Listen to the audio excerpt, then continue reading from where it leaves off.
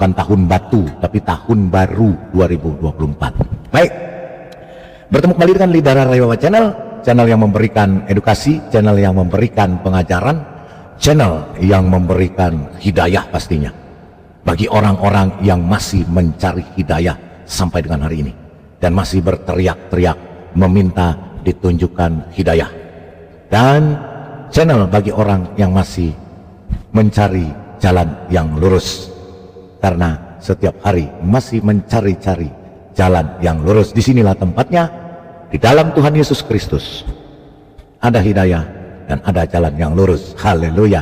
Dan channel Lidara Raywawa memberikan kebenaran, bukan halusinasi, bukan asumsi, bukan tipu menipu, apalagi menyesatkan seperti channel-channel sampah yang ada, yang memelintir sana kemari, yang berusaha untuk mempengaruhi umat Kristen dengan omong kosongnya, ya, dengan mengatakan Yesus bukan lahir di tanggal 25 Desember. Tanggal 25 Desember lahirnya Dewa Matahari, Saturnalia, dan segala macam. Jangan percaya, itu adalah channel-channel sampah, channel-channel yang hanya bisa berasumsi, dan hanya channel-channel yang menipu dan menyesatkan. Jangan percaya. Kalau percaya, maka engkau akan binasa dan tersesat. Haleluya. Ya, baik.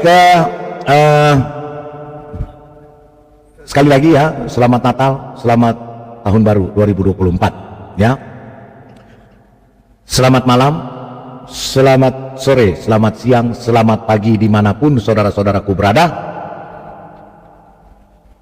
Tuhan Yesus memberkati. Dan juga selamat Natal, Merry Christmas and Happy New Year 2024, ya, dimanapun saudara-saudaraku berada.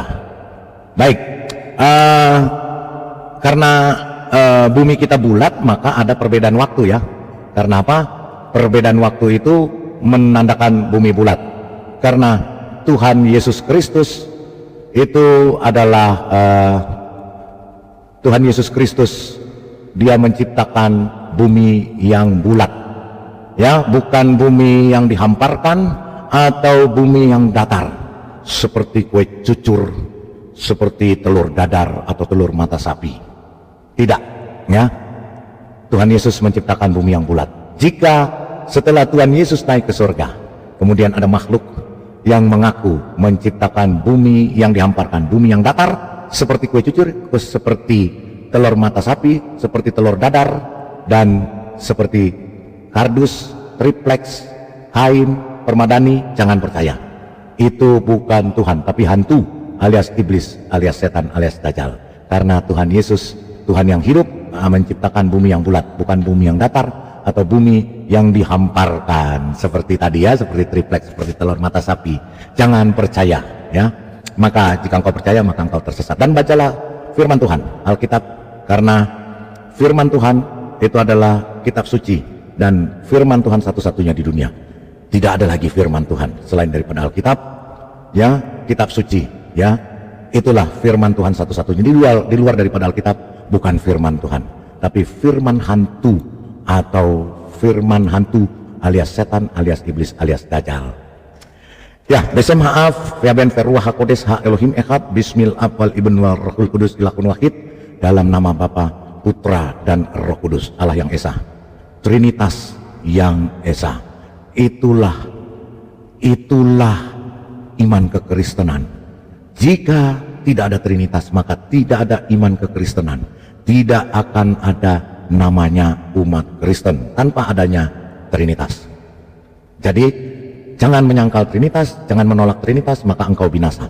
Karena hantu alias iblis alias setan alias dajjal menolak Trinitas, ya, dan mereka tidak mau mengakui Yesus adalah Tuhan, dan mereka mengatakan Yesus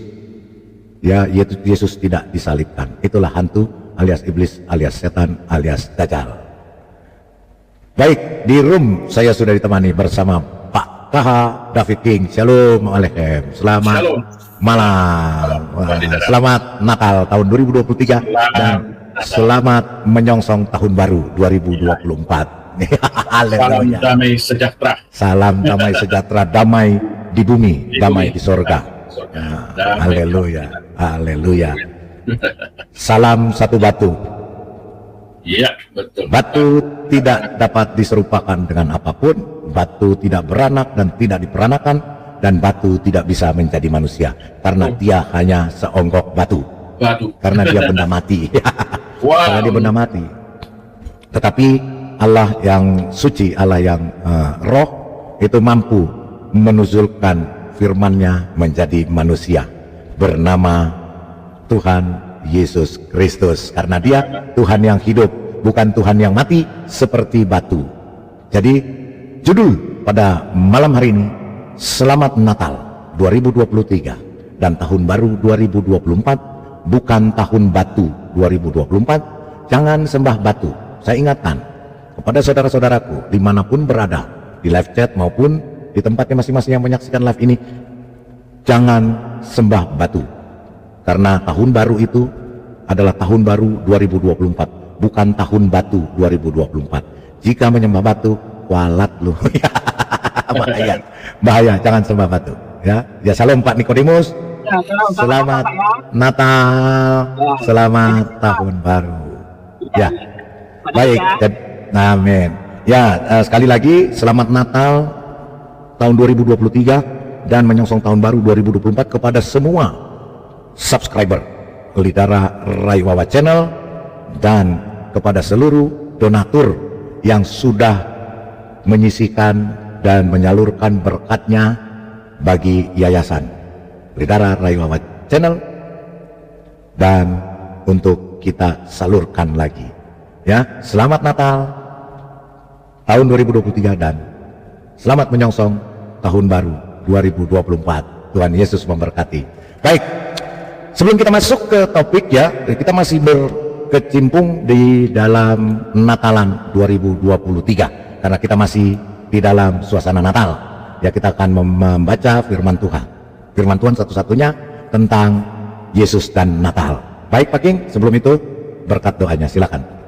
Ya, mari kita berdoa. Baik, haleluya. Bapa di sorga, kami mengucap syukur buat malam ini. Terima kasih Tuhan, Engkau telah menyertai ibadah Natal kami sepanjang hidup kami hari ini, dan juga Engkau memimpin Natal di gereja dimanapun berada di seluruh tanah air Republik Indonesia, bahkan sampai ke ujung-ujung dunia. Terima kasih Bapa, di mana Natal merupakan damai di bumi, damai di sorga, damai di hati kami semua. Karena Sang Firman Bapa di sorga telah turun menjadi manusia yang disebut Yesus Kristus Tuhan. Terima kasih Bapa, tanpa kelahiran-Mu, tanpa kedatangan-Mu, maka kami semua umat manusia pasti dihukum mati. Kami akan binasa di dalam dosa kami sendiri. Karenanya kami berterima kasih. Kami naikkan syukur. Terima kasih atas karya keselamatan-Mu yang luar biasa. Engkau telah datang 2023 tahun yang lalu, turun mengambil rupa seorang manusia, dan rela menderita di kayu salib, mati dan dikuburkan dan bangkit, memperlihatkan diri-Mu selama 40 hari kepada murid-murid-Mu, dan naik ke surga disaksikan oleh 500 orang, dan berjanji akan datang kembali. Engkau telah mengutus Roh-Mu yang kudus menyertai kami, sehingga tanpa Roh Kudus tidak ada seorang pun yang mengenal kebenaran. Tanpa Roh Kudus tidak ada seorang pun yang bisa memahami Yesus Kristus. Karena itu tidak heran ada banyak orang yang melecehkan, menghina tentang ketuhanan Yesus Kristus, karena mereka tidak ada memiliki kuasa Roh Kudus. Tetapi syukur kepada Elohim Bapa di surga yang telah mengutus kuasa Roh Kudus kepada kami semua, sehingga kami menjadi anak-anak-Mu. Kami dapat memahami kebenaran firman Tuhan. Setiap firman yang kami baca menjadi rema di dalam kehidupan kami. Bapa di surga, urapi hamba-Mu Palidara yang akan menjadi narasumber pada malam hari ini, yang akan menjadi pembicara dan membahas kebenaran firman Tuhan, dan juga bahan-bahan materi yang Tuhan telah taruh di hatinya. Bapak, kami percaya ini malam yang luar biasa, di mana kami merayakan hari Natal, hari kelahiran Juru Selamat, yang telah dinubuatkan ribuan tahun yang lalu. Dan Engkau telah datang, menggenapi Taurat. Engkau satu-satunya yang mampu melakukan hukum Taurat. Terima kasih Bapak. Urapi anak-anak-Mu juga yang ada di LC, yang terus setia mengawal siaran ini dari awal hingga akhirnya. Mereka terus menulis, membantah, meluruskan pikiran-pikiran yang sesat, tulisan-tulisan yang sesat. Mereka setia Tuhan berkati mereka berlimpah-limpah. Kami juga menyerahkan seluruh peralatan yang dipakai dalam siaran ini. Biarlah semua peralatan ini memuliakan Tuhan. Tidak ada satu pun yang mengalami kerusakan, karena Tuhan menyertai live ini dari awal hingga akhirnya di dalam payungan pimpinan daripada kuasa Roh Kudus. Kami buka live ini di dalam satu nama yang maha sakti, nama yang maha kuasa, nama di atas segala nama, nama Tuhan Yesus Kristus, Allah yang esa itu. Kami alaskan doa ini dan kami mengucap syukur. Haleluya, amin. Haleluya, amin. Luar biasa. Haleluya ya. Baik. Ya. Shalom Pak Made Sania. Shalom Pak Made. Shalom, selamat Hari Natal tahun 2023 dan selamat menyongsong tahun baru 2024. Bukan tahun batu 2024 ya Pak Made ya. Jangan bahaya nanti ya. Oke. Shalom. Iya. Selamat Natal Iya. ya. Selamat Natal. Haleluya, haleluya. Ya. Jadi Natal ini setiap tahun kan selalu membuat cacing-cacing kremi kepanasan.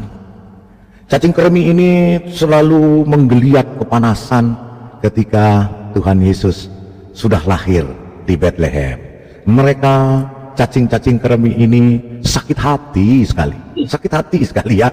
Kalau sakit hati sekali kalau Tuhan Yesus itu lahir ya sebagai manusia ya sebagai manusia. Mereka cacing-cacing kremi ini kepanasan.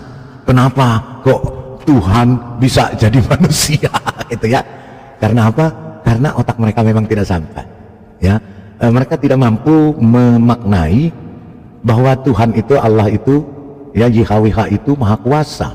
Dia bisa berbuat apa saja, dia bisa melakukan apa saja ya, apapun yang dia inginkan, termasuk dia menuzulkan firman-Nya kepada seorang perawan suci, Dara Maria ya, yang belum pernah sama sekali disentuh laki-laki. Kemudian firman itu ya melalui Roh Kudus masuk dan dikandung oleh Maria ya, Maria keturunan Yehuda atau keturunan Daud. Jadi otak mereka tidak sampai ya, jadi mereka sangat kepanasan ya, cacing-cacing kremi ini ya. Karena apa? Karena mereka tidak mampu membantah, mereka tidak mampu untuk mengeliminasi bahwa Yesus lahir di Bethlehem 2023 tahun lalu dan menjadi manusia dan menjadi Tuhan di atas segala Tuhan bagi manusia di dunia. Dan Tuhan Yesus berkuasa atas seluruh manusia di dunia. Mereka tidak sampai situ ya. Ya baik. Dan mereka kan channel-channel sampah ini ya selalu mempergunakan data-data yang sampah, data-data yang bukan data primer ya. Jadi ketika mereka membuka pasti data-data yang sampah. Nah ketika sekali lagi nih paling penting nih, ketika kita membuka yang namanya Wiki Islam, ya, kemudian mereka mulai kepanasan ya. Yang kita buka Wiki Islam ini, mereka mulai kepanasan, cacing-cacing kremi ini ya, cacing-cacing kremi ini mulai kepanasan ketika kita buka Wiki Islam. Kemudian mengatakan Wiki Islam ini bukan orang Kristen, bukan orang Muslim, Wiki Islam ini buatan itu kan gitu ya. Nah kita lihat ya tentang Wiki Islam ini, mereka sangat kepanasan cacing-cacing kremi ini ya dengan Wiki Islam. Oke, kita lihat Wiki Islam ini ya. Oke, kita akan saksikan Wiki Islam. Nah ini Wiki Islam ya, Wiki Islam ini ada dan sah di Google, betul apa betul ya? Wiki Islam ini sah karena Wiki Islam ini tidak pernah dihapus atau tidak pernah diblok oleh Google. Artinya berarti Wiki Islam ini punya kekuatan hukum. Dan Wiki Islam ini benar. Nah, ketika kita mempergunakan Wiki Islam ini sebagai bahan, sebagai sumber, ya, sumber yang menurut channel-channel sampah ini menjatuhkan mereka, ya, Wiki Islam ini merupakan sumber data yang bagi mereka menghancurkan mereka, baru mereka mengatakan, oh ini bukan data dari Islam, oh ini bukan yang menulis bukan orang Islam. Nenek lu kiper, itu urusan mereka. Nah, apakah kalian channel-channel sampah ketika membuka data-data tentang Yesus menikah, tentang Natal itu adalah kelahirannya Dewa Matahari, tentang semua yang kalian pelintir, itu kalian sumber dari mana? Kalau mau ditelusuri sama, akhirnya remis, ya, gitu loh. Kalian memakai data-data yang bukan orang Kristen.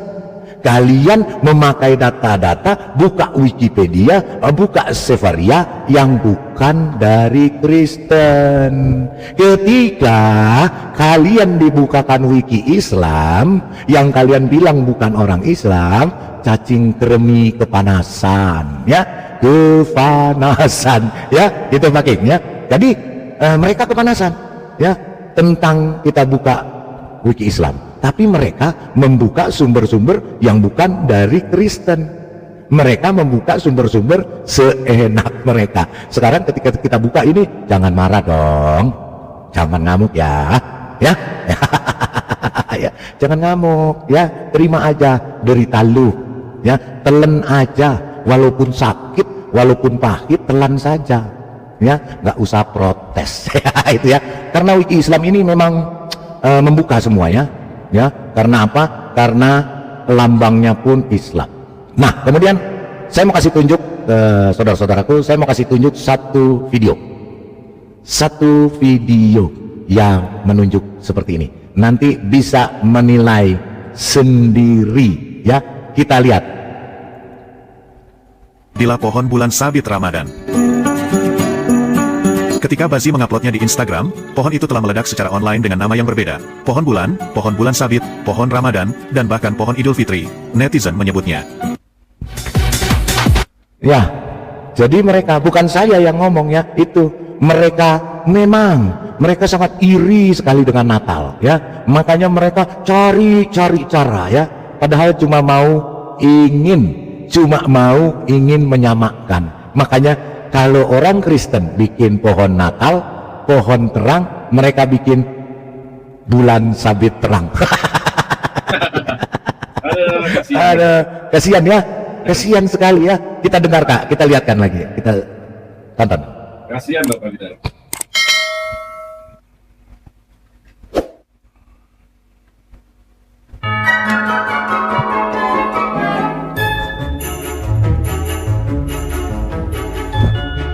Natal merupakan hari raya yang sangat dinantikan oleh jutaan umat Kristen di seluruh dunia.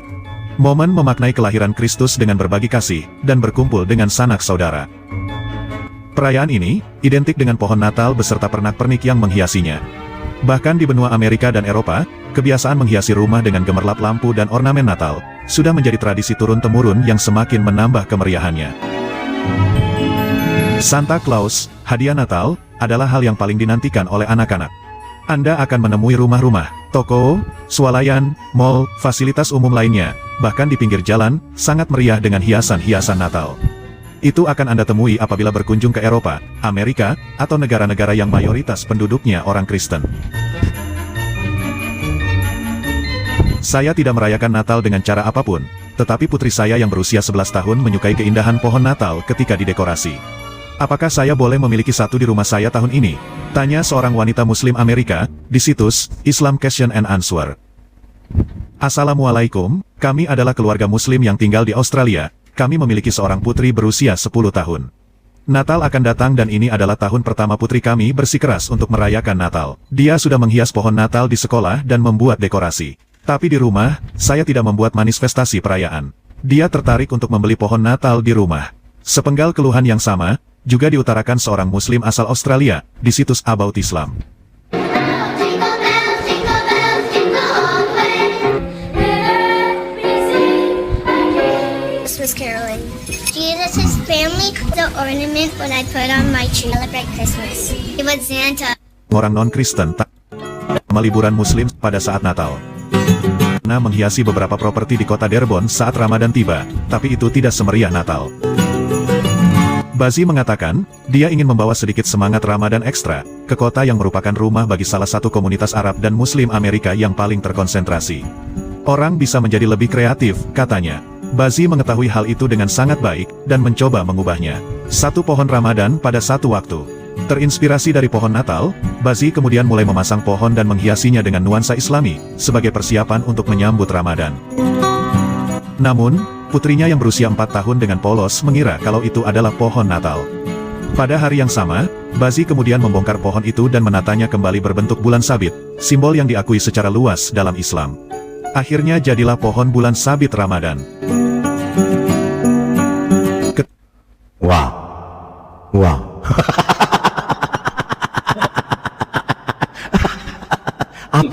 apa yang nggak ditiru ya? Itulah kalau orang iri hati, orang iri hati, orang iri hati, orang sirik, orang dengki, semua mau dia tiru, semua mau dia ambil, semua dia mau memunyain.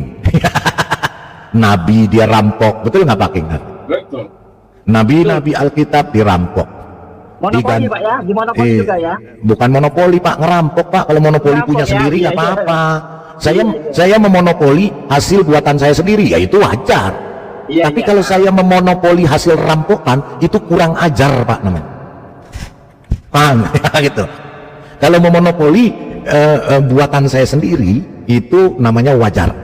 Tapi kalau memonopoli hasil rampokan, itu kurang ajar.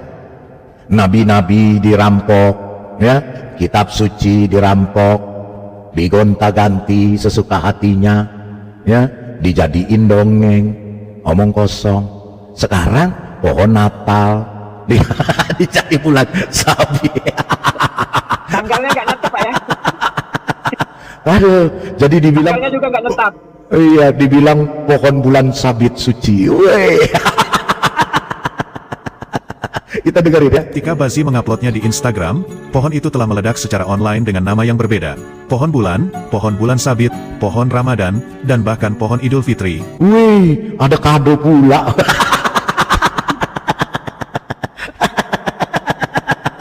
Ya, inilah perampok ya. Perampok,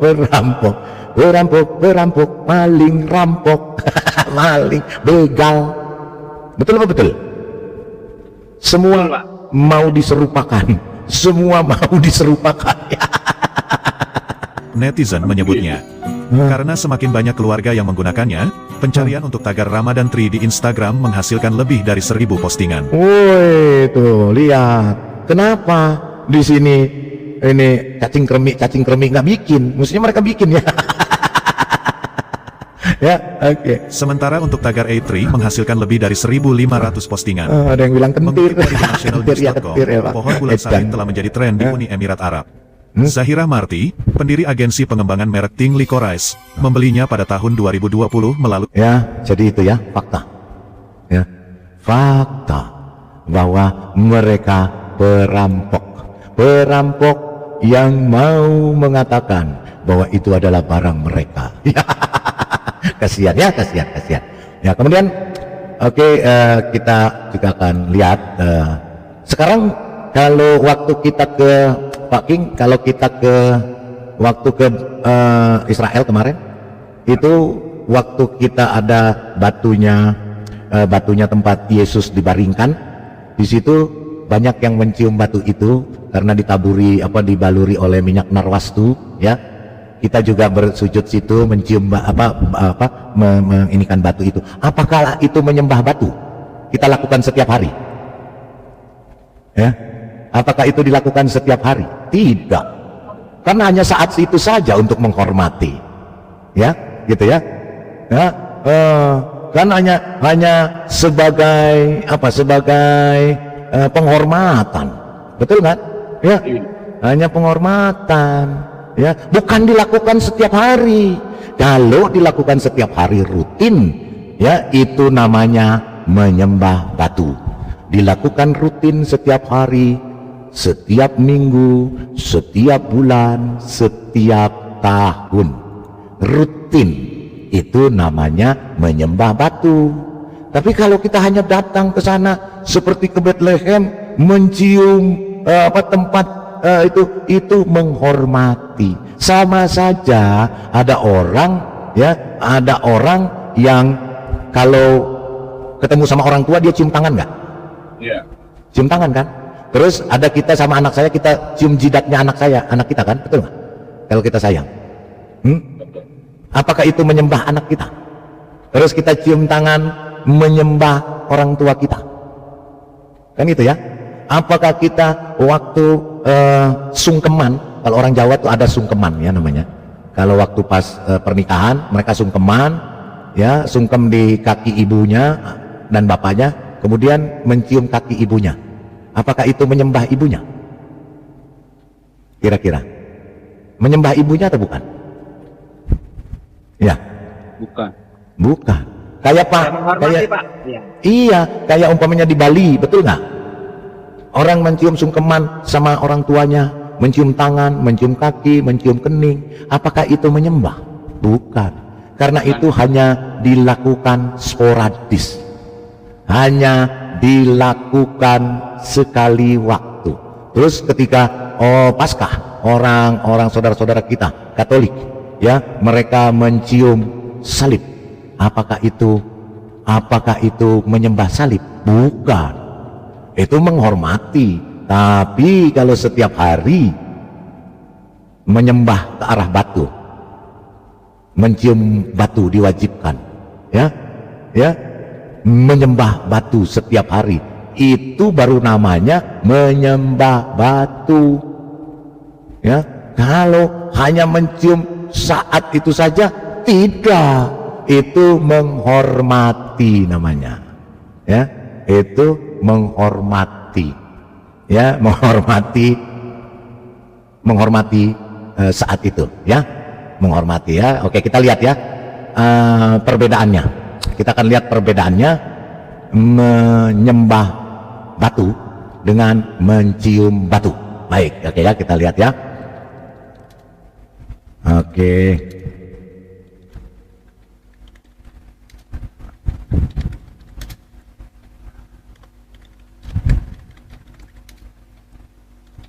Oke, kita lihat ya, supaya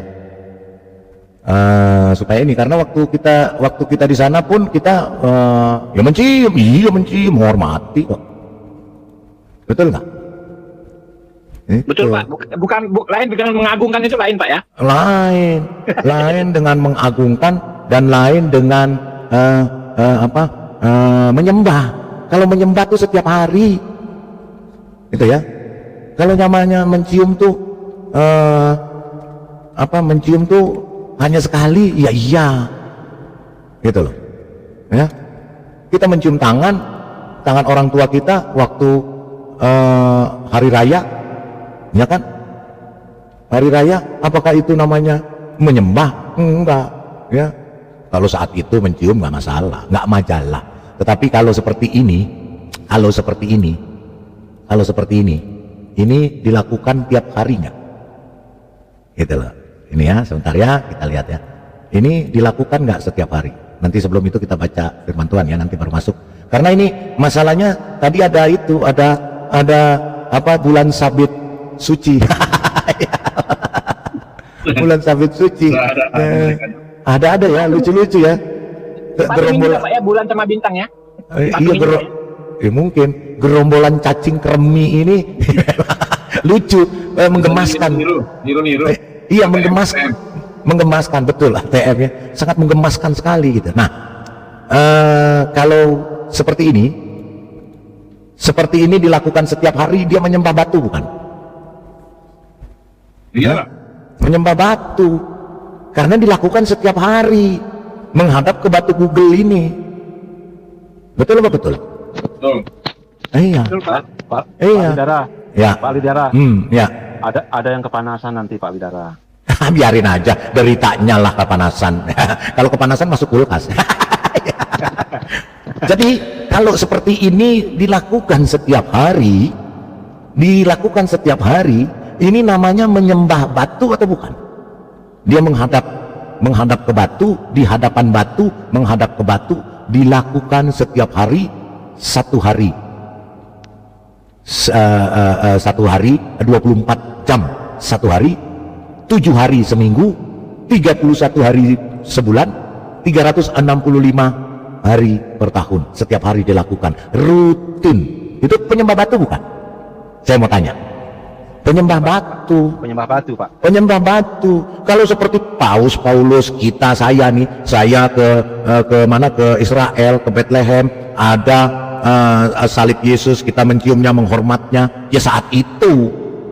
Betul apa betul? Betul. Iya. Cuman saat itu, nggak setiap hari saya harus nyungsep, nungging, jedotin kepala, sujud di depannya salib. Enggak. Hanya Beda saat nggak, Pak, itu dengan- saja, satu kali. Dengan Ya. animisme beda nggak Pak ya? Sama, animisme itu Apa ya ya? begini. Ini animisme, Pak. Ini animisme yang namanya menyembah batu, menghadap ke batu, di hadapan batu. Ya, Google tulisannya, batu Google tuh ya. Oke. Bahkan sampai jidatnya hitam loh, Pak. Sampai Ya, jidatnya betul. hitam, ya. Tuh, ya. Karena setiap hari. Nah, kemudian ya, itu baru namanya menyembah batu. Itu loh. Kalau hanya mencium, hanya sekedar mencium, itu pun satu kali, cuman satu momen atau satu saat, itu bukan menyembah, gitu ya. Kalau ada yang mengatakan bahwa itu menyembah, nenek lu kiper. Jadi kalau cium tangan, malah setiap hari cium tangan, mau pergi ya kan? Umi, mau pergi Umi, cium tangan, pulang cium tangan. Itu nyembah emaknya atau bukan? Iya, tapi itu tidak dilakukan rutin dan tidak diwajibkan, gitu loh. Kalau sujud seperti ini, itu namanya menyembah batu. Nah, kita lihat. Ya, kita lihat ini ya. Nah, ini ya. Oke. Kita perhatikan lagi ya sebelum kita masuk. Ini, tuh. Ini menyembah batu bukan? Ini menyembah batu bukan? Ini lagi menyembah batu. Ini menyembah batu Google. Ini menyembah AC. Ini menyembah AC. Di hadapan, jadi namanya menyembah itu dilakukan setiap hari, dilakukan rutinitas, ya, dan itu suatu kewajiban yang tidak boleh ditinggalkan, ya. Kemudian itu dia lakukan setiap hari sepanjang tahun, sepanjang hidupnya, itu baru namanya menyembah. Menyembah batu seperti kita sampai akhir hayat kita, sampai kita mati, kita menyembah Tuhan Yesus dalam roh dan kebenaran. Ya. Betul apa betul, Pak? Betul sekali Pak. Iya. Nah, kalau orang yang setiap tahun sampai mati, setiap hari, setiap jam, setiap hari, setiap jam, setiap bulan, setiap minggu, sujud nyungsep begini sampai kepala jidatnya hitam, itu namanya menyembah batu. Nggak bisa dihindari lagi, itu nggak bisa dibantah, ya, nggak bisa dibantah. Betul apa betul? Nggak bisa dibantah, nggak bisa dibantah. Dipercayakan ada sesuatu Pak ya? Iya. Dipercayakan. Walaupun umpamanya orang ini mengatakan enggak, saya nggak menyembah batu, saya nggak menyembah batu, tetapi dia lakukan setiap hari seperti ini. Orang gila juga tahu bahwa dia lagi nyembah batu. Betul apa betul? Iya betul sekali, benar. Contoh itu Pak Lidar. Wah, mantap ini. Betul. Iya, Dipercayakan ada sesuatu tuh. iya. Gini loh Pak, gini. Kita setiap hari, setiap jam, setiap menit, setiap detik, ya, setiap hari, seminggu, 7 hari selama seminggu, 31 hari selama sebulan, 365 hari selama 1 tahun, sampai kita mampus, sampai kita mati melakukan ini. Itu artinya ritual menyembah batu. Terus ketika dibilang, lu nyembah batu kan? Lu nyembah batu kan? Enggak, saya enggak nyembah batu. Saya enggak nyembah batu. Nah, buktinya lu sujud menyembah batu, ke arah batu, di hadapan batu. Kamu nyungsep di depan batu. batu di depan kamu, terus mau bilang nggak nyembah batu, nenek lu kiper. Ya. Ya, orang gila saja tahu bahwa kamu nyembah batu karena setiap hari. Ya. Gitu loh. Setiap hari, kecuali kamu kalau cuma sekali doang. Gitu loh, ya kan? Betul. Kecuali kalau cuma sekali saja. Kayak saya mencium umpamanya saya ke kuburan ibu saya, ada nisannya, ada batunya, saya mungkin berdoa di situ terus sujud kepala ke batu itu 5 menit, nggak sampai 5 menit, ya kan? Ya. Cuma truk gitu doang, terus bilang menyembah batu, nenek lu kiper. Nah, kalau seperti ini jelas mau ngelak bagaimanapun, ya, mau ngelak sampai lidah lu panjang kan gitu ya. Sampai keseret-seret. Iya, mau sampai keseret-seret lidah lu. Orang gila juga tahu lu sedang menyembah batu kalau begini gayanya. Ya, menghadap ke batu sana walaupun batunya jauh. Betul apa betul? Betul. Iya kan, ketika ditanya, lu lagi nyembah apa? Itu nyembah sana, tempat saya. Loh, ada di mana jauh sana? Apa itu? Apa bentuknya? Ya batu sih. Bentuknya bangunan batu. Nah, berarti lu nyembah batu? Enggak nyembah batu, saya nyembah Tuhan. Nenek lu kiper. Nah, setiap hari lu nyembah ke arah sana. Setiap hari lu nyembah di depan batu itu. Setiap hari lu nyembah menghadap batu itu. Terus bilang menyembah Tuhan. Lah, Tuhan lu di batu. Kan gitu. Lah, Tuhan lu ada di mana? Kan gitu. Ya, gitu. Oh, saya cuma menyembah ke arah sana. Itu kan arah, cuma arah. Nenek lu kiper, cuma arah. Lalu ke sana setiap hari sampai lu mati, kan gitu. Iya. Betul apa betul? Jadi malah dibengkokkan ke arah sana. Iya. Mau ngelak sampai kepala muter ke belakang, ya. Mau mengelak sampai lidah lu panjang, bilang itu bukan menyembah batu. Orang gila juga tahu lu sedang menyembah batu. Mau ke arah kek, mau di hadapan kek, mau satu jurusan kek, mau itu. Faktanya setiap hari, setiap menit, setiap jam lu nyungsep, jedotin kepala, nyembah ke arah batu itu. Jadi lu menyembah batu. Itu kan ya, Ya, betul. Itu baru namanya waras. Ketika orang mengatakan lu menyembah batu, terima, karena faktanya memang begitu. Jangan ngelak. Lu makin ngelak, lu makin kelihatan dungunya. Ya, orang gila aja tahu lu lagi nyembah batu. Ya, walaupun lu bilang arah sana, arah sini, ya, itu cuma ini doang, cuma tanda. Nenek lu kiper, cuma tanda. Lu jelas-jelas lu ngarah ke batu sana. Ya, lu artinya menyembah batu. Kalau saya diarah di depan lemari, di depan saya ada lemari, saya nyungsep kepala jedotin ke ubin rumah saya, apakah saya bukan menyembah lemari? Saya nyembah lemari. Ketika ada orang, lu gila ya, lu nyembah lemari, terus gue bilang bukan, saya nggak nyembah lemari. Lah, buktinya lu nyungsep di depan lemari, menghadap ke lemari. Jadi lu nyembah lemari. Ya, itu ya, baik. Aduh, terima kasih Ningalo super stikernya, haleluya, dapat hadiah Natal, haleluya. Wow, luar biasa. Ya, jadi begitu. Jadi nggak bisalah ngelak. Kalau saya cuma sekali, cuma saat itu saya mencium tangan orang tua saya mencium ada topi kesayangan saya cium, kan gitu ya. Kadang-kadang kan begitu ya kan Pak, ya kan? Ada barang yang kita sayangi kita cium kan? Iya. Apa itu menyembah? Nenek lu kiper. Itu menunjukkan bahwa itu menunjukkan kita sayang, itu menunjukkan aduh ini kebanggaan saya. Itu. Betul. Ya. Yang api aja kadang dicium Pak. Api. Dia kirim pesan kan berhasil ininya. Diciumnya tuh api lewat api kan. Gitu ya. Jadi oke ya. Baik.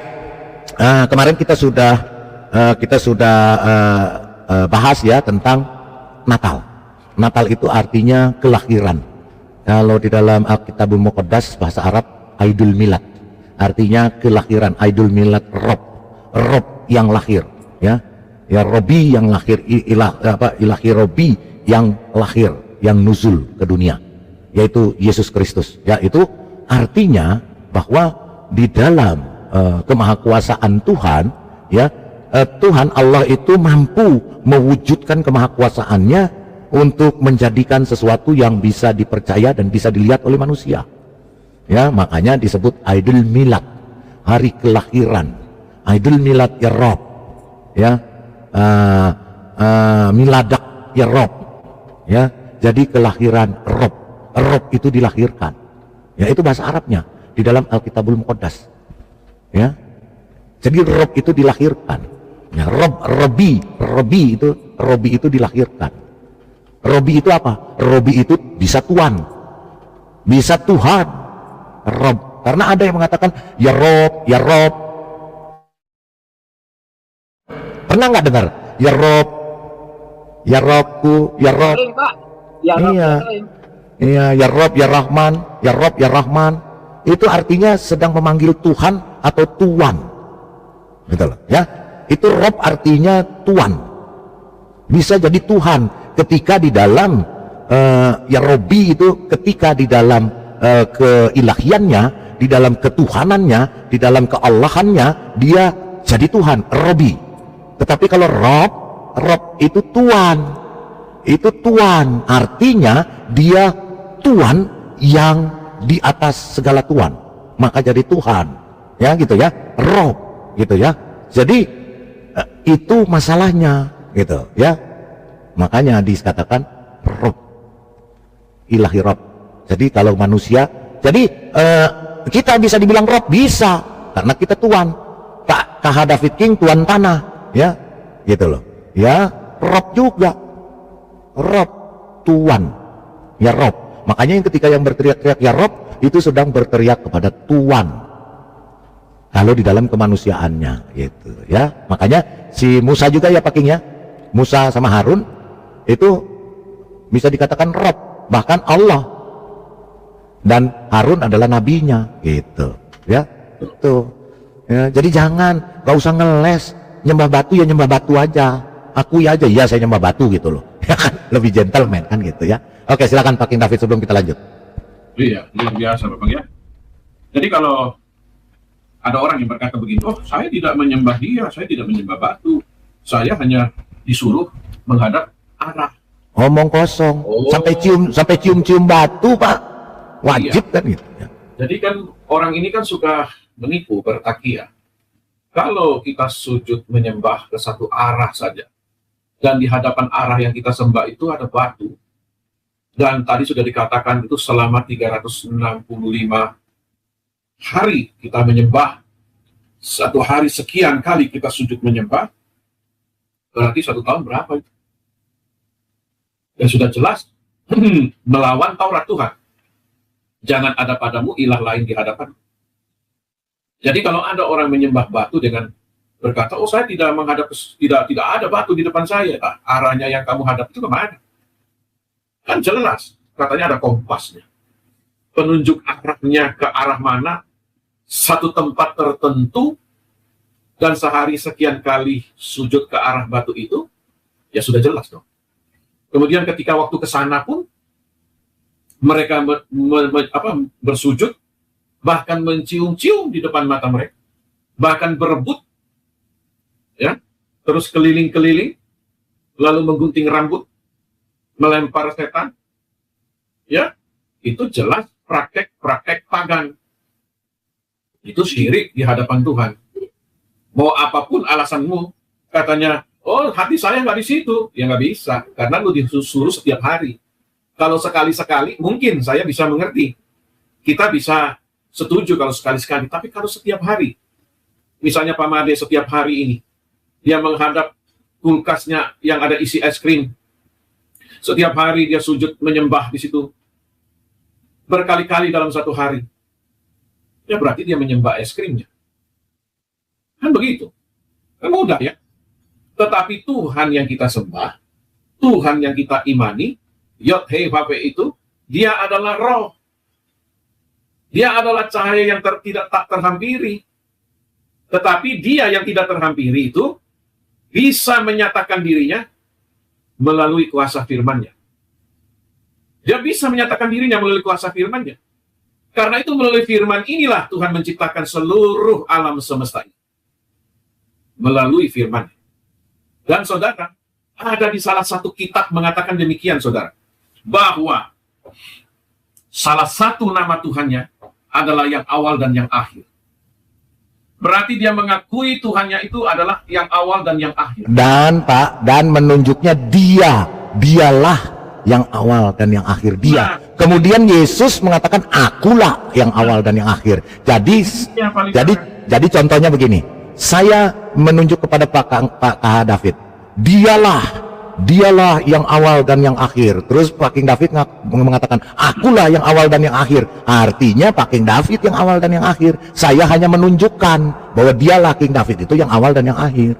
Bukan saya. Itu kalau orang waras, Pak. Lanjut.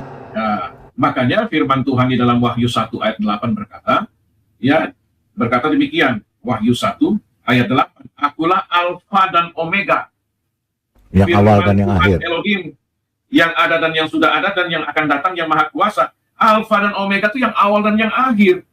Berarti Anda yang berkata Tuhanmu salah satu namanya yang awal dan yang akhir, ini ribuan tahun yang lalu, lebih dulu ada dari kitab lu, sudah menulis demikian, akulah al-awal dan akulah al-akhir.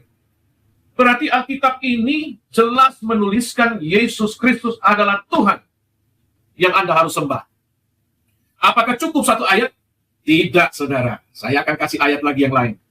Di dalam Yesaya 44 yang ayat 6 begini. Berfirmanlah Yod-Heh-Vaveh, Raja dan Penebus Israel, YHWH semesta alam, akulah yang terdahulu dan akulah yang terkemudian. Tidak ada ilah selain aku. Wow, ini saudara, pernyataan firman Tuhan yang disampaikan oleh Nabi Yesaya, Nabi besar ini saudara, yang berkata demikian. Ya, bahkan kita melihat di dalam Wahyu 22 ayat yang ke-13 berkata demikian. Wahyu 22 ayat 13. Akulah Alfa dan Omega, yang pertama dan yang terkemudian, yang awal dan yang akhir. Berarti apa saudara? Semua nabi-nabi, semua rasul-rasul, semua raja-raja yang tertulis di dalam Alkitab kita dari Kejadian 1 sampai Wahyu 22 menyembah Yeshua HaMashiach. Jadi jangan berpikiran yang picik, saudara. Kalau Anda mengatakan Yesus bukan Tuhan, Anda salah besar. Karena salah satu namanya Yesus adalah akulah yang awal dan yang akhir. Di kitabmu berkata, Tuhanmu punya nama salah satunya yang awal dan yang akhir.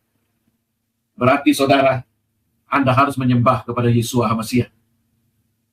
Ya, hanya kepada Dia Anda harus sujud menyembah. Jangan kepada batu, jangan kepada kotak bilik, jangan sujud menyembah kepada ilah-ilah yang bukan Tuhan. Yang pada hakikatnya adalah batu. Jangan saudara menyembah. Itu syirik di hadapan Tuhan. Dan Keluaran 3 ayat 14. Kita akan baca Keluaran 3 ayat 14 berkata demikian saudara. Firman Elohim kepada Musa, aku adalah aku. Lagi firmannya, beginilah kau katakan kepada orang Israel itu, akulah aku, telah mengutus aku kepadamu. Jadi jelas ya, siapa Yesus? Jelas Tuhan. Karena dia firman yang menjadi manusia yang disebut Yesus. Jadi firman yang jadi manusia itu yang disebut Yesus. Dia manusia benar, saudara, 100%. Kenapa dia disebut manusia? Karena dia keluar dari Maria. Ya, dia keluar dari Maria, dari rahim Maria. Dia dilahirkan. Yesus bukan diciptakan. Kalau Yesus diciptakan, bahaya saudara. Kita bisa menyembah pagan. Tetapi Yesus tidak diciptakan. Dia dilahirkan melalui rahim Maria. Karena dia sudah ada sebelum dunia ini ada. Yesus sudah ada di dalam diri Bapanya sebagai sang firman Bapa yang kekal yang berada di dalam diri Bapanya. Jadi jelas saudara, kita tidak menyembah manusianya Yesus. Kemanusiaannya Yesus kita tidak sembah, tapi keilahiannya Yesus yang adalah firman Elohim, itulah yang kita sembah. Itulah yang kita agungkan. Itulah yang kita muliakan. Itulah yang kita tinggikan. Karena firman Allah adalah Allah. Firman Elohim adalah Elohim. Sesuai dengan Yohanes 1 ayat 1. Pada mulanya adalah firman, firman itu bersama dengan Elohim, dan firman itu adalah Elohim. Ya, ia pada mulanya sudah bersama-sama dengan Elohim. Dan melalui dialah Tuhan menciptakan seluruh alam semesta ini. Dan firman itu telah menjadi daging yang disebut Yesus. Jadi orang Kristen tidak menyembah Yesus yang manusia, jangan salah. Kita menyembah Yesus yang adalah roh, yang adalah sang firman yang bersatu dengan Bapa. Karena itu Yesus bilang, aku keluar dari Bapa, aku datang dari atas, kamu dari bawah. Apanya yang keluar dari Bapa? Yaitu firman. Firman Allah jelas adalah Allah. Ya, perkataan saya adalah saya. Nggak mungkin perkataan saya adalah Pak Made, nggak mungkin. Perkataan saya adalah saya. Perkataan Allah adalah Allah. Jadi Anda harus bisa membedakan. Karena itu saudara, bicara tentang Trinitas, kita berbicara tentang suatu eksistensi yang tidak terlihat dengan mata kita. Yaitu dia yang monoteisme. Allah yang esa itu menyatakan dirinya melalui sang firman-Nya yang kekal, yang bersama-sama di dalam dirinya, dan melalui kuasa Roh Kudus-Nya yang kekal, yang bersama-sama dengan dia di dalam dirinya Bapa. Makanya saudara, Trinitas itu luar biasa. Bukan pernyataan 3 Tuhan, atau 1 Tuhan dibagi 3, atau 3 Tuhan dijadikan 1. Tidak, saudara. Trinitas itu satu pernyataan Allah yang monoteisme. Elohim yang monoteisme itu menyatakan dirinya melalui firman-Nya dan menyatakan dirinya melalui kuasa Roh Kudus-Nya. Jadi clear, saudara. Tidak ada orang Kristen menyembah 3 Tuhan. Dan tidak ada orang Kristen menyembah kemanusiaannya Yesus. Nggak ada. Tidak ada dalilnya. Saudara boleh kasih saya dalilnya. Orang Kristen menyembah manusia. Kalau ada dalilnya malam ini juga saya keluar dari Kristen. Ya, tidak pernah ada. Dan tidak pernah ada Tuhan orang Kristen mati. Nggak pernah ada ayatnya. Mereka Tidak berpikir pernah. Yesus itu manusia, Pak. Nah, karena pikiran mereka tidak disertai dengan kuasa Roh Kudus. Hanya Roh Kudus yang ada di dalam diri seseorang yang mampu berkata Yesus Kristus adalah Tuhan. Kalau tanpa Roh Kudus, tidak mungkin orang itu bisa mengakui Yesus adalah Tuhan. Nggak mungkin, itu mustahil, saudara.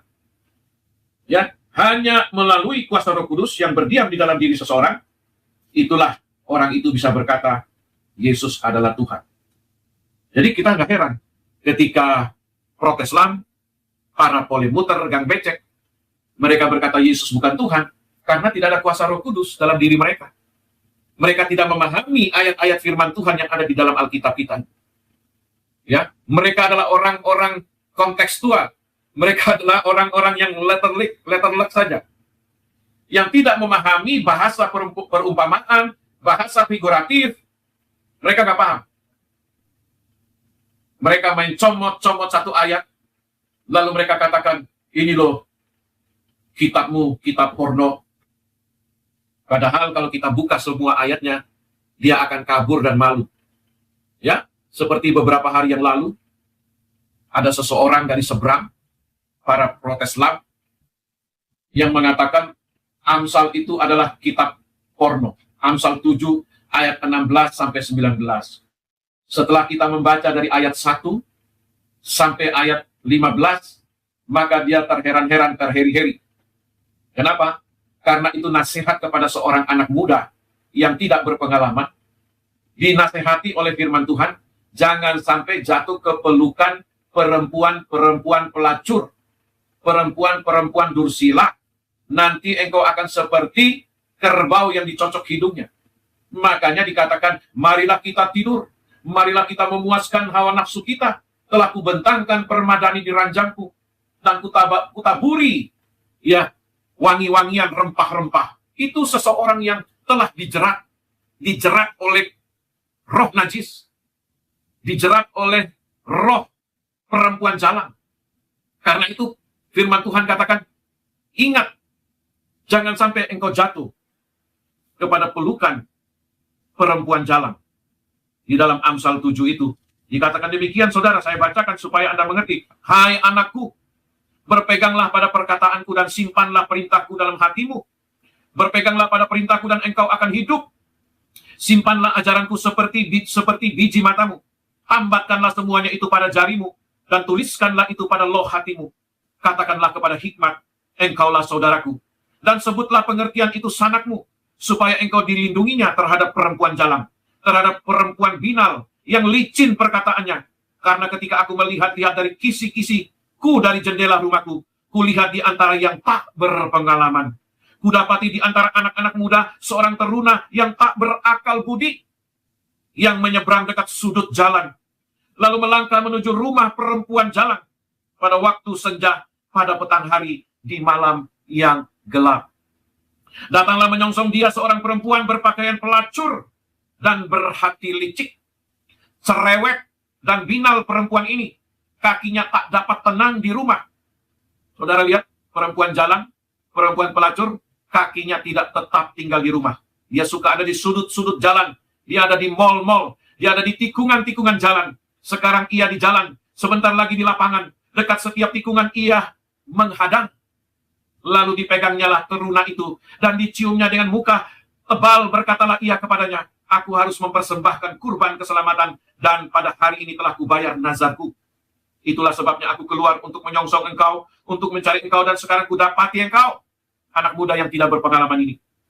Telah kubentangkan permadani di atas tempat tidurku. Kain lenan beraneka warna dari Mesir melambangkan dunia. Pembaringanku telah kutaburi dengan mur, gaharu, dan kayu manis wangi-wangian yang mahal.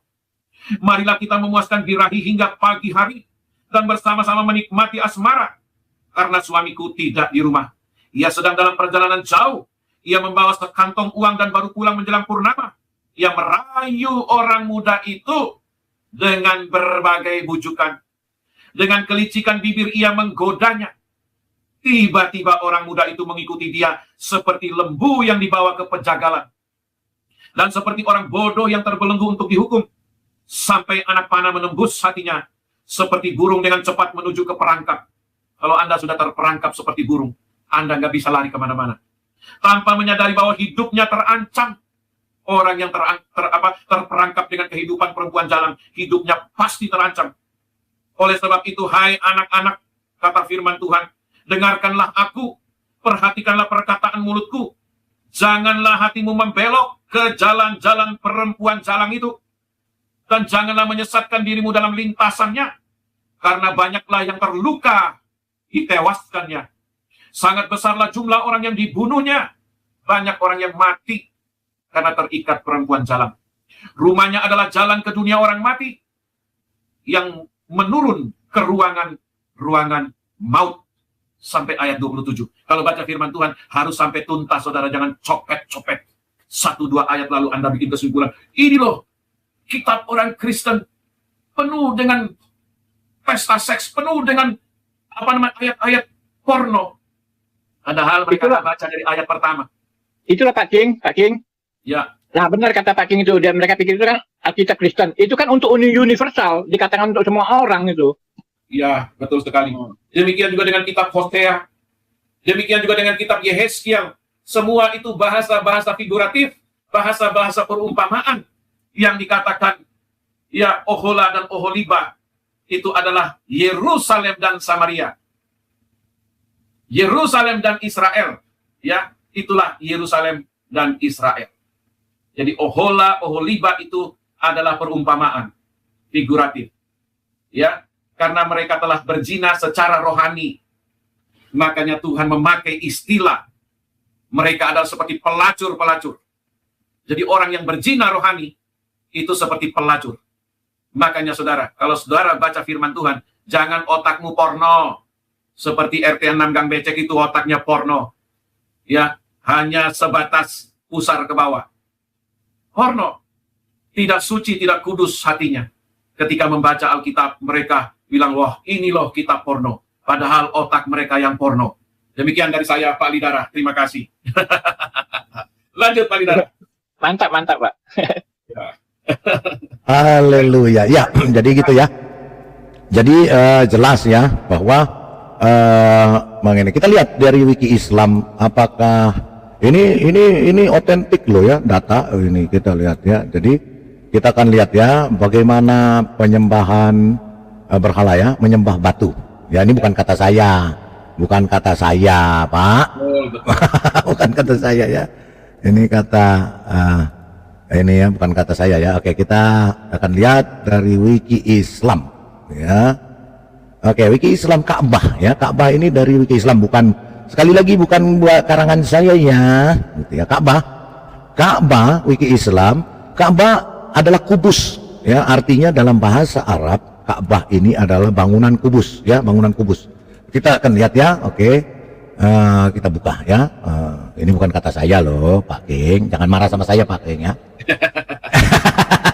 Ka'bah lihat kubus adalah masjid paling suci dalam Islam yang terletak di Mekah, kota kelahiran Muhammad, dan secara kiasan dikenal sebagai rumah Tuhan atau Bait Allah, Baitullah, rumah Allah. Nama lain untuk Ka'bah adalah Masjid Al-Haram, yang berarti masjid tempat suci, di mana tempat suci adalah nama untuk bagian dari kota Mekah yang dianggap suci. Muslim menghadapi arahnya dalam doa sehari-hari, dan itu intrinsik untuk ibadah haji ya. Jadi gini ya, jelas Muslim menghadapi arahnya dalam doa sehari-hari ya. 2 dari 5 rukun Islam dalam Quran dan tradisi Islam, Ka'bah diidentifikasi dengan situs tempat suci yang dibangun oleh Abraham, di mana ia pergi untuk mengorbankan putranya Ismail ya.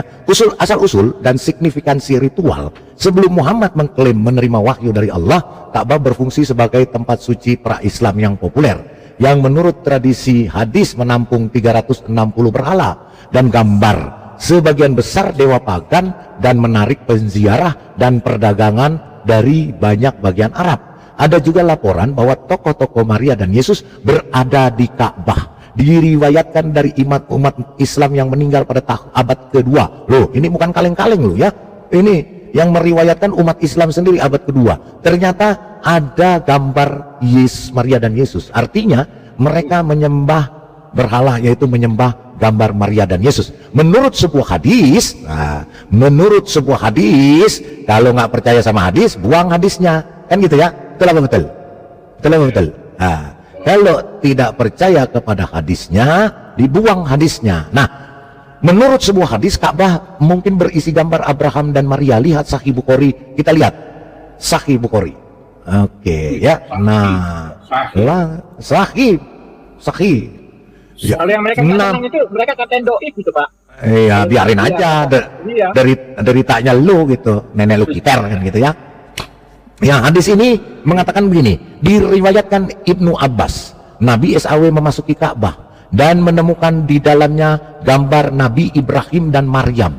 Atas hal itu dia berkata, ada apa dengan mereka, yaitu Quraisy? Mereka telah mendengar bahwa malaikat tidak memasuki rumah di mana ada gambar, namun ini adalah gambar Abraham, dan mengapa ia digambarkan berlatih ramalan dengan panah? Yahya bin Sulaiman mengatakan kepada kami, ia berkata, Ibnu Wahab mengatakan kepada saya, Amr mengatakan kepada saya, bahwa Bakhira mengatakan kepadanya tentang Krib Maula Ibnu Abbas dari Ibnu Abbas radhiyallahu anhu, dengan mereka berkata, Nabi damai dan berkah Allah bersertanya memasuki rumah dan menemukan di dalamnya gambar Ibrahim dan gambar Maryam, dan dia berkata, adapun mereka telah mendengar bahwa para malaikat tidak memasuki sebuah rumah di mana ada gambar Abraham. Ini adalah seorang fotografer.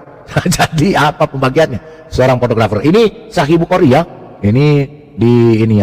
Jadi bahwa di dalam batu ini ya, di dalam batu Ka'bah ini ya, yang disebut dengan kubus batu ya, ini ditulis di dalam Sahih Bukhari ya. Oke, also jadi bahasa Inggris balik lagi. Oke. Nah, menurut tradisi, terutama ditekankan di kuil ini selama tahun-tahun pra-Islam Muhammad, adalah penyembahan dewa Arab pagan bernama Hubal ya.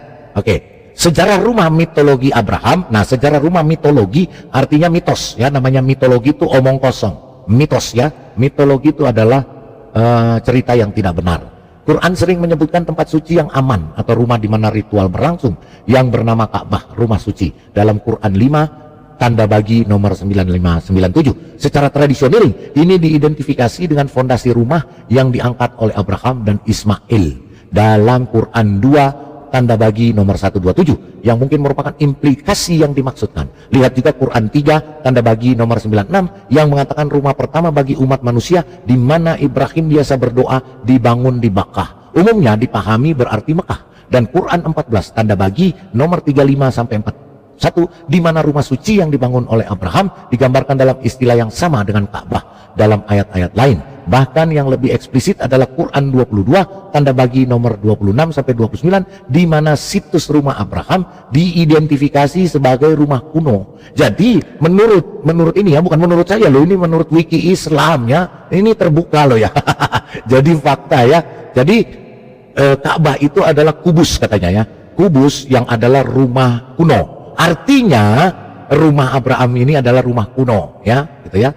Yang memungkinkan para berziarah untuk berkeliling. Namun ada sedikit atau tidak ada bukti langsung tentang sejarah pra-Islam Ka'bah di Mekah. Sebaliknya, ada beberapa bukti tidak langsung yang signifikan yang mendukung pertanyaan tersebut dan tidak mendukung pemahaman tradisional. Dalam makalahnya Foundation the House, Joseph Whitstone, Joseph Whitstone nih bukannya kaleng-kaleng nih, orang hebat ini ya. Dia bukan asal-asalan. Bukan seperti channel sampah, cuma comot sana comot sini. Ini orang yang hebat ya, Joseph Whitstone ya, membahas ayat ini yaitu Quran 2 tanda bagi nomor 127. Dia berpendapat bahwa adegan Al-Quran mencerminkan sejumlah tradisi pasca Alkitab yang dibangun di atas Kejadian 22. Tuh, jadi Al-Quran ini dia memang merampok dari Alkitab. Kan dibilang ya, dia berpendapat bahwa adegan Al-Quran mencerminkan sejumlah tradisi pasca Alkitab yang dibangun di atas Kejadian 22. Jadi semua Alkitab ini, terutama yang Quran 2 tanda bagi nomor 127, ini diambil dari Kejadian 22 di mana Abraham pergi untuk mengorbankan Ishak. Dalam Al-Quran bukan Ismail. Dalam tradisi eksegetis kemudian ya, Abraham membangun sebuah mesbah untuk pengorbanan dan Ishak rela menawarkan diri untuk disembelih. Pada saat Antiquities of the Jews karya Josephus ayat 1 ayat 227 abad ke-1 Masehi, ini Josephus juga bukan orang kaleng-kaleng nih, orang hebat nih ya, di abad ke-1 loh. Pada dalam bukunya namanya Antiquities of the Jews ya. Ishak bahkan membantu dalam pembangunannya. Pada abad ke-4 sampai ke-5 beberapa homili Kristen kebanyakan Syria mengambil motif ini. Jadi adalah bahwa ada paralel atau kesamaan antara Quran dengan buku yang namanya Antique Judeo-Christian Literature ya. Jadi apakah Antique Judeo-Christian Literature ini yang mencuri dari Alkitab atau dari Al-Quran, atau Al-Quran yang mencuri dari buku Let Antique Judeo-Christian Literature? Karena buku ini sudah ada di abad pertama, sedangkan Al-Quran ada di abad ke-7 ya. Jadi gitu. Kemudian kita lihat ya, karena masih banyak ya, panjang. Okay. Jadi di sini dijelaskan bahwa batu hitam ya bertempat di sudut timur dinding Ka'bah adalah batu hitam yang dikenal sebagai Baitul Suci yang dihormati oleh orang Arab pra-Islam. Kitab suci Islam mengajarkan bahwa batu itu jatuh dari surga dan pernah benar-benar putih hanya untuk hilang selama banjir Nuh dan dihitamkan oleh dosa-dosa umat manusia. Batu ini kemudian dikatakan telah diberikan kembali kepada Ibrahim oleh Jibril ketika Ibrahim sedang membangun Ka'bah. Menurut sejarawan, ini bukan orang kaleng-kaleng juga nih, Patricia Kron ya, ini sejarawan ya, jelas ada buktinya, ada faktanya. Allah dikaitkan dengan batu hitam. Menurut Patricia Kron, Allah itu adalah batu hitam. Catat nih, di screenshot nih ya, di screenshot nih ya, apalagi kalau tuan-tuan guru nonton nih, harus di screenshot supaya jangan bodoh ya. Kemudian di sini adalah dan beberapa tradisi berpendapat bahwa awalnya batu ini adalah pengorbanan ya. Ini tertulis di dalam buku Urubin ya. Terus ini berutang warna pada praktik pagan menuangkan darah dan usus di atasnya. Jadi batu ini tempat untuk darah dan segala macam ya. Ya, di dalam buku Urubin, Places of Worship in Mecca. Tapi seperti yang diharapkan ada juga penjelasan lain tentang warnanya. Ini menunjukkan bahwa ini adalah batu daripada bangunan di sekitarnya yang adalah Bait Allah, rumah Tuhan atau Baitullah. Dan ini memberi kita paralel yang sempurna dengan Betel Perjanjian Lama. Kultus dewa Dushara juga tampaknya berpusat pada pengorbanan hitam. Nah, kita lihat ya. Ini Dushara nih, Dusares. Dushara ini apa ya? Kita lihat. Oke, kita akan lihat ya. Jadi memang artinya di sini, jadi Ka'bah itu memang tempat berhala. Ya, menurut buku ini loh, tempat berhala artinya jika orang yang menyembah Ka'bah ini, artinya dia menyembah berhala. Betul apa betul? Ya. Jadi juga tampaknya berpusat pada batu pengorbanan hitam. Ya, menurut Epifanius, ia disembah bersama-sama dengan miliknya, ibu perawan Kaubo, dengan kata lain Kaib atau Kaab, seorang gadis dengan payudara bengkak. Pengaturan serupa ditemui dalam prasasti Nabatea dari Petra yang berbicara tentang batu pengorbanan atau ansab milik tuan rumah ini, atau MR Bait ya, dan Al-Uzza, wanita Kaib lainnya. Jika kita berasumsi bahwa Bait dan Ka'bah pada awalnya mengacu pada batu Mekah daripada bangunan di sekitarnya, maka penguasa rumah Mekah adalah seorang pagan yang disembah Allah bersama dengan permaisuri perempuan seperti Al-Uzza dan atau putri-putri Allah lainnya. Ini akan memberi kita dewa yang benar-benar pagan untuk Quraisy, dan pada saat yang sama menjelaskan pengabdian mereka kepada Dewi. Ini di dalam bukunya Patricia Crohn, Perdagangan Mekah dan Kebangkitan Islam, halaman 192, Princeton University Press, ada. Jadi bahwa artinya di sini kaum Quraisy pagan itu menyembah namanya di dalam rumah itu Al-Uzza dan putri-putri Allahnya. Jadi rumah Ka'bah ini adalah milik seorang pagan yang disembah oleh Allah. Jadi Allah juga menyembah, katanya menurut ini ya, sekali lagi Allah itu menyembah Ka'bah loh. Ya, menurut buku ini ya, menurut Patricia Crohn ya. Jadi artinya Allah, iya Pak, lah baca nih ya, coba sekali lagi. Maka penguasa rumah Mekah adalah seorang pagan yang disembah Allah, betul nggak? Waduh. Hah? Wah. Apa salah saya? Apa salah ngomong saya? Benar itu. Ya, ini bukan kata saya loh. Ini Patricia Crohn ini bukan kaleng-kaleng loh. Ini orang hebat. Ini terkenal di dunia. Princeton ya, University Press ya. Jadi gini. Jadi artinya penguasa rumah Mekah atau Ka'bah adalah seorang pagan yang disembah Allah bersama dengan permaisuri perempuan seperti Al-Uzza dan atau putri-putri Allah lainnya. Tuh, jadi Allah dengan putri-putrinya, ya sekali lagi, Allah dengan putri-putrinya permaisuri perempuan seperti Al-Uzza dan putri-putrinya, kan ada Almanat, Al-Uzza, sama satu lagi apa? Al-Pukat ya, Alata. Jadi Alata, Al-Uzza, Almanat, putri-putri Allah bersama Allah menyembah rumah Mekah ini, yaitu Ka'bah. Jadi Tuhannya siapa ya Pak? Pertanyaannya. Bingung kan Pak? Tuhannya yang mana jadi? Taulah dari Taluk. Ya, oke. Jadi kita bacanya Pak. Ya, jadi Allah menyembah rumah tempat pagan itu ya. Ka'bah telah dihancurkan dengan sengaja dan oleh bencana alam, dan dengan demikian direkonstruksi beberapa kali sejak abad ke-7. Jadi Ka'bah ini udah pernah hancur. Ya, sudah pernah rusak, hancur, ya. Abad ke-7. Kehancuran besar pertama terjadi pada tahun Hijriah 73, era umum tahun 693. Jadi sebelum Muhammad jadikan itu tempat itu ya, berarti di tahun 693 itu udah pernah hancur. Ya, selama fitnah kedua Al-Zubair menguasai Mekah dan memproklamirkan kekhalifahannya dari kota. Gubernur Umayyah Al-Hajjaj bin Yusuf mengepung kota termasuk menggunakan ketapel. Tempat suci itu rusak parah selama pengepungan ini dan harus dibangun kembali oleh Khalifah Abdul Al-Malik bin Marwan setelah fitnah terakhir dengan eksekusi Al-Zubair. Bencana besar kedua, nah ini kalau rumah Tuhan bisa nggak tertimpa bencana Pak? Iya, gitu loh ya. Ini bencana kedua lagi yang menimpa Ka'bah, ditimpakan oleh Karmantians pada tahun Hijriah 371 atau Masehi tahun 930. Karmantians, sekte Syiah radikal, menyerang Mekah, merusak dan menodai kuil dan mencuri batu hitam di dalamnya. Tuh, jadi batu hitam itu yang ada di Ka'bah dicuri, ya, dicuri menjadi oleh orang Syiah radikal. Kemudian dikembalikan ke kuil pada 951 Masehi. Tetapi dalam prosesnya batu itu pecah menjadi beberapa bagian. Kehancuran besar ketiga terjadi pada tahun 1039 Hijriah atau tahun Masehi 1629. Banjir besar menggenangi kuil atau Ka'bah, menewaskan 1000 penziarah dan ini menyebabkan dinding kuil runtuh. Setelah banjir surut, Khalifah Ottoman Murad IV membangunnya kembali. Jadi, jadi ya itu dia ya. Kita sih nggak usah perlu ya. Jadi ya mereka bacalah Al-Qur'annya sendiri ya supaya paham ya, kita nggak usah perlu jelasin. Makanya tuan-tuan guru ya, bacalah Al-Qur'anmu, baca sendiri, screenshot, jangan mau ditipu-tipu sama penipu-penipu itu. Itu penipu-penipu itu cuma bisa nipu kok.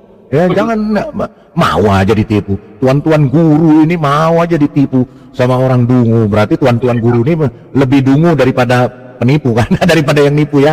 Gitu ya. Jadi tuan-tuan guru ini memang lebih dungu, otaknya nggak ada daripada sang penipu ya. Oke. Jadi ini ceritanya ya, semua ada, referensinya ada ya. Dasar-dasar rumah Joseph Winston ya. Kemudian Gabriel Said Reynolds, Al-Quran dan Alkitab, teks dan komentar, New Heaven, terus Saint Anthony ya, mengapa Al-Quran membutuhkan tempat suci Mekah, tanggapan terhadap pidato Presiden Profesor Gerard Hotting, terus kemudian Journal of International Quranic Studies Association, terus kemudian ini ya, sejarah ini Quraisy, ada lagi Maxen ya, terus Mekah Makoraba ya, dalam kitab Al-Usur Al-Wusta volume 26 ya. Kemudian Lewis Bernard, Ensiklopedia Islam volume 4, ini semua ada History of Ka'bah ya. Jadi ini sahih ya, dan ini sahih sangat